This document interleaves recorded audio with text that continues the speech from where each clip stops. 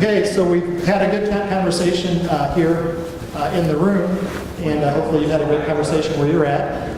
We're next going to look at, Matt took us to a great understanding of why nanomaterials are different and why that matters to us and why that's a good thing, and that's got some surprising real-world immediate benefits. The next thing we're going to look at is if you've understood anything about biotech and you've understood anything about genomic work, one of the things that you know is it's extremely expensive and difficult to do things with DNA.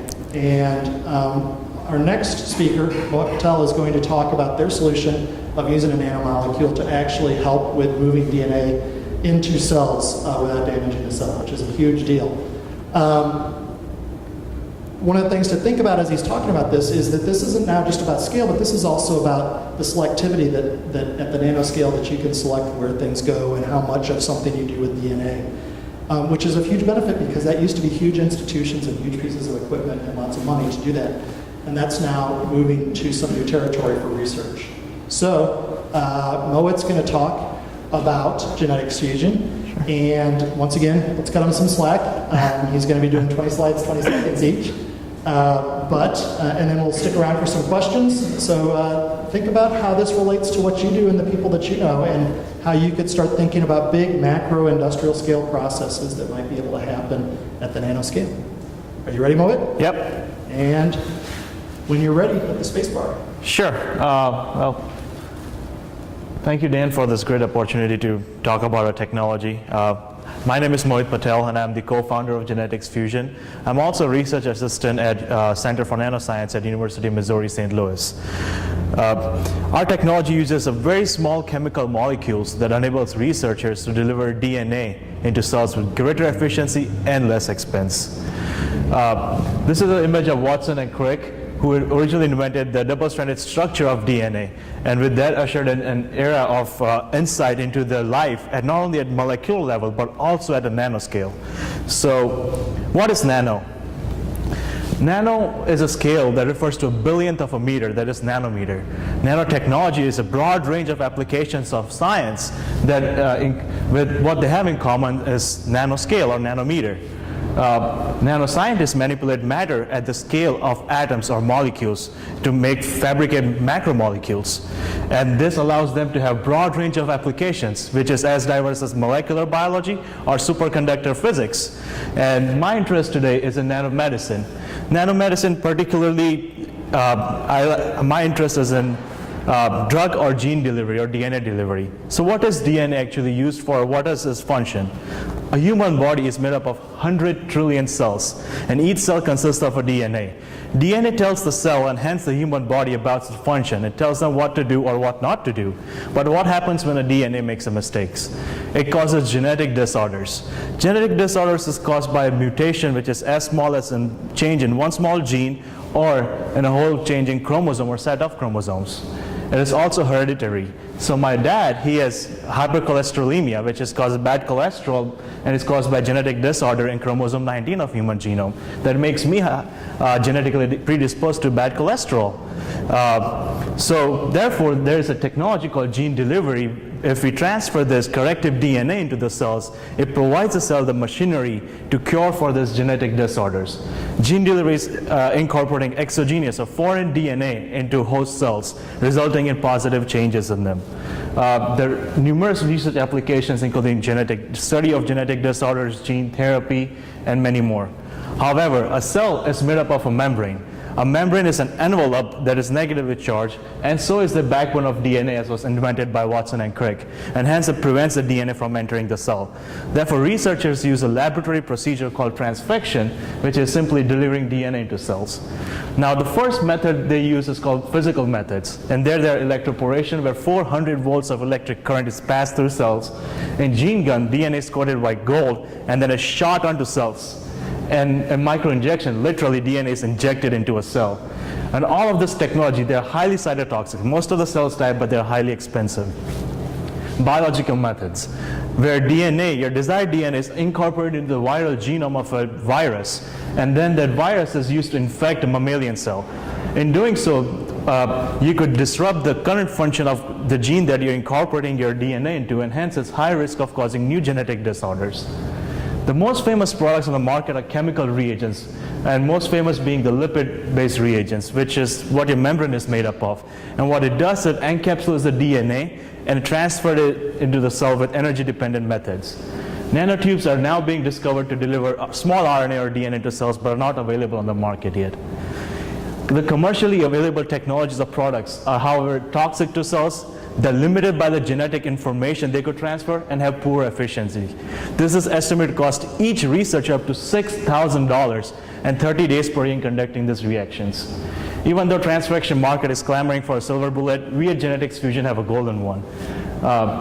We have developed a Janus transfection kit from platform technology that utilizes very small chemical molecules that complex with the phosphates in the backbone of DNA and mask the negative charge, providing for a unique mechanism of DNA transfer into the cells. These molecules are so small that it attach to the backbone and make it hydrophobic, the whole molecule. And once they attach it to the DNA, it will transfer it into the cells, like you can see in the slide, and then it could be expressed.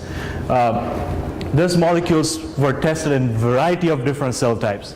So you might be able to see on my next slide that we have tested that in bacteria, in yeast, in mammalian cells, and in plants. And we have used a DNA that is twice as large as anybody else have used in past, and shown that our efficiencies are at least 10-fold higher in bacteria, 100-fold higher in yeast. In mammalian cells, we can get almost 100% efficiency, and in plants, we have shown that we have 5-fold higher efficiency compared to products. Compared to other products available on the market, our Janus transfection kit can transfer up to 20 kilobases of DNA without any toxicity and in a wide range of cells. Janus is estimated to save up to 50% of time and 65% of cost for researchers in conducting each transfection reaction. And all of that at a very competitive price point of $350 per kit. Our kit utilizes small chemical molecules that have the ability to transfer this large DNA without toxicity and with high efficiencies. And including to that, we have a broad range of applications. We can transfer DNA, and the next application will be RNA, and the other biomolecules we will be able to transfer these molecules as well. The market is as large as $13.4 billion for delivery of just DNA and RNA molecules. But the market that's accessible to our company is $346 million. The largest users for our product are academic researchers, that is 68%. And the most famous products are prepackaged kits, which are made by us and given to the researchers one-on-one. So far, we have tested the products in the lab, published the results in the most prestigious chemical journals. We have raised seed-stage funding, and we also have a prototype. As you can see, I'm carrying one with me today here. We are planning to launch our product next year in January 2014 in the biomedical research market. So far, we are now looking for academic researchers to test our products and provide us feedback. We are also looking for researchers to form a collaboration so we can develop new applications for our technology. We're looking for distribution partners and seed stage investment of $300,000 to help us launch our product in biomedical research market in January 2014. Thank you. Thank you very much, Mohit. Quick question. So, Sure. Does this have application in clinical uses, or is this really in research right now? So transfection is a procedure that is strictly used by biomedical researchers. What they do is they develop a technology to cure some genetic disorder, and that disorder will be actually taken through FDA approvals and through clinical trials. But what we have here is a technology that is completely non-toxic.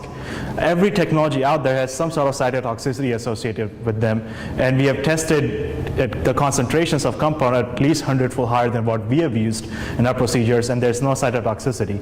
So down the line, the big picture is, yes, we might be able to get into clinicals with these molecules, but for now, what we have developed is a technology that could be used by biomedical researchers to conduct research in an efficient manner. Great. So if anybody has any questions, so do I understand right that basically our cells are the lipid layer, the cell wall, is designed to keep out DNA? Because we don't want viruses and other pieces of DNA. Exactly. It's designed to keep out a variety of different molecules, and one of them is DNA. And so what you're doing is basically a cloaking device to allow a piece of DNA to Exactly. pass that defense to actually get into the cell. Yes. So the nanoparticle, the nanomaterials actually help you get this piece of DNA. Yes. Great. Who's got a question? Thank you. Very interesting presentation.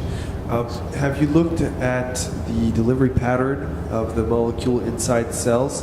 And where I'm going with it is then the subsequent expression of that DNA into potentially protein. So where it is being delivered in the cell, and then any modifications that you might want to do with it. So you're talking about DNA. Can you do it with other macromolecules, and then where the delivery pattern is in the cell? So what we have done here is we initially tested our nanomolecules to deliver DNA into bacteria. At that point, we know it worked. It showed good transfection efficiency. Next thing we did was we took a eukaryotic organism which has a nucleus, whereas prokaryotic which does not have a nucleus at all. So what we have done is we've showed that irrespective of the lipid membrane, what kind of different membrane systems you have, it does deliver it across the membranes. So the majority of the mechanism that keeps the DNA outside the cell is the membrane. The cell wall is permeable, but cell membranes are not as permeable to DNA. And what we have done is we come up with a technology that allows us to deliver DNA through the membranes, different types of membrane compositions. Now, depending on where does it deliver, so far we have shown that it does deliver DNA into the cytoplasm, but we haven't tested if it does it transfers all the way across the nucleus or not, or it could transfer stuff into mitochondria. But what we have is a molecule that complexes anions, and that's why we believe that DNA and RNA are not the only applications that we could apply this to. We could potentially apply it to lots of different molecules, biomolecules, which would be proteins or heparin molecules, or there are a lot of different applications we can develop from this. Simple question. Sure. Competition. I don't know this space. Yeah. Are you ahead, behind? You got people nipping at your heels? Are you nipping at their heels? Are you alone? So the competition, I had my slide that showed competitive advantages, as the market is really crowded. There are companies like Invitrogen, which got recently sold to Thermo Fisher, got acquired by Thermo Fisher, but then Promega, Sigma, Aldrich, they're big companies out there that do have transfection reagents. But each and every company on the market utilizes lipid-based reagents. There's just one class of reagent out there, just different derivatives, and each company sells that to researchers. In terms of class of reagents, we don't have any of the researchers using this kind of molecules to deliver DNA into cells. But in terms of transfection reagent, there are other corporations out there doing DNA delivery reagents, but what we are providing to researchers is we have the ability to transfer larger genetic information, that is large sizes of DNA, twice as large as any other company can do, and then we are doing it without cytotoxicity. So we have several competitive advantages over those products on the market, and also our technology is quite a new class of technology compared to what they use. So, time for one last question. Craig, could I ask you, so Craig Weilbacher, right? Yes. Is here from University of Missouri St. Louis, and he's been in the entrepreneurial space and some of this stuff, but he also works in tech transfer. I'm just wondering if you could kind of give us, we're hearing some really interesting things, but what's the reality of getting these things out of the research and into the world? Is the investment there? Are investors educated enough? Is there an opportunity that we're missing? Just can you talk briefly about that? Do you mind?